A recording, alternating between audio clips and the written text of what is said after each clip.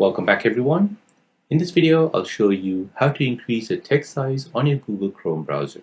So if you've navigated to a website like bbc.com and you're not happy with this font size, then let me show you how you can change this on your Google Chrome browser. So first you want to go ahead and click on the three dots at the top right. Next you want to scroll down until you see settings. Now from here you want to find appearance on the left hand side. And now from here you want to scroll down until you see font size.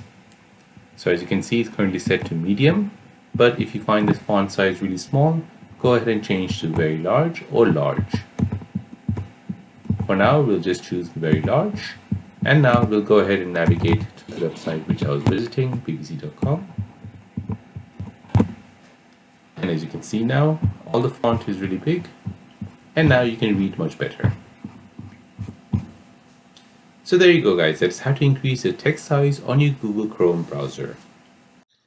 Now if you're new on the channel and you want to find out more about your iPhone, your Android phone, or any other social media apps, then don't forget to hit the like button. Thank you for watching and